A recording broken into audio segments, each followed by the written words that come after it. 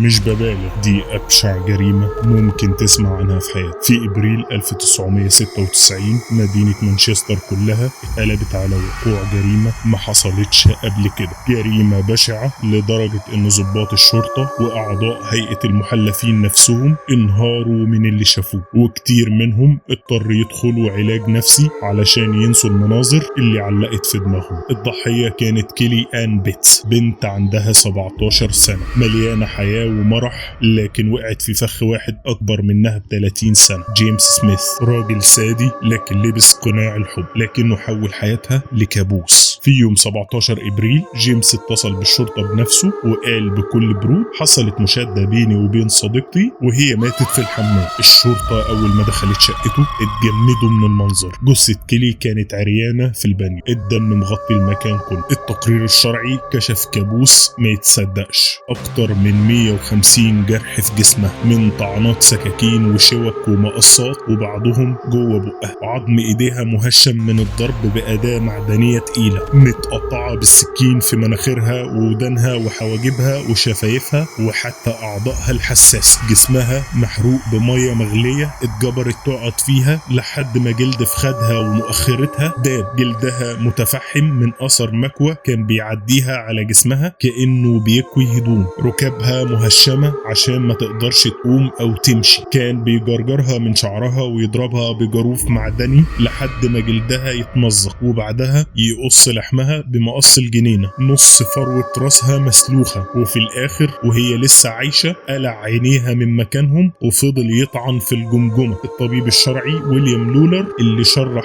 أكتر من 600 جثة في مسيرته قال: دي أبشع جريمة شفتها في حياتي. كيلي فضلت عايشة أسابيع وهي عامية، جسمها متآكل، محرومة من الأكل والمية، لحد لما خلص عليها بإغراقها في البانيو. المحلفين نفسهم ما قدروش يكملوا، بعضهم انهار وبعضهم اتصاب بكوابيس لسنين، وفي الآخر الحكم كان السجن المؤبد على جيمس سميث. بس الحقيقة العدالة ما قدرتش ترجع لكيلي حياتها، هي عاشت جحيم على الأرض قبل ما تموت، جحيم رسم وحش بشري استمتع بكل صرخة ألم خرجت منها. رأيكم إيه في أبشع جريمة زي دي؟ ما تنساش تعمل لايك وتسيب رأيك في كومنت، ولو القصة هزتك اعمل شير عشان الكل يعرف.